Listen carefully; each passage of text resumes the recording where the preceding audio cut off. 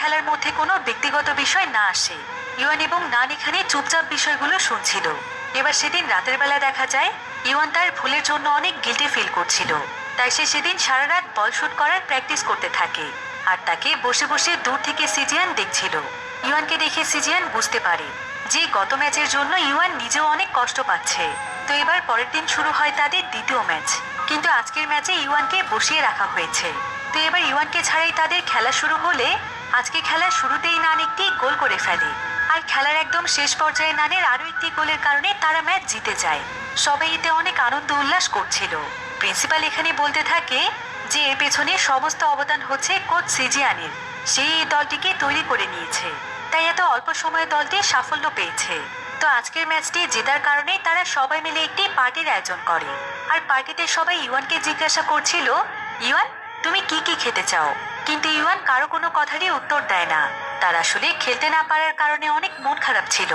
সিজিয়ান তখন তাদের সবাইকে উদ্দেশ্য করে বলে, তোমরা কেউ একদমই মন খারাপ করে থাকবে না, কারণ গ্রুপ পর্ব এখনো শেষ হয়নি। তাই কোনোভাবেই আমার টিমের একজন প্লেয়ারও যেন হার না মানে। এরপর নান এখানে ইউয়ানকে ইঙ্গিত করে তার গোলের সংখ্যা দেখাচ্ছিল। তাই এসব দেখে ইউয়ান সেখান থেকে উঠে চলে যায়।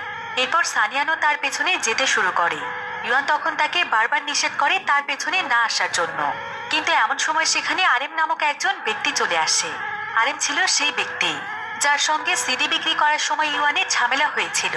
আর ইউয়ান তার কাছ থেকে দৌড়ে পালিয়েছিল। কিন্তু আরেম আজকে ইউয়ানকে মারার জন্য তার দলবল নিয়ে এসেছে।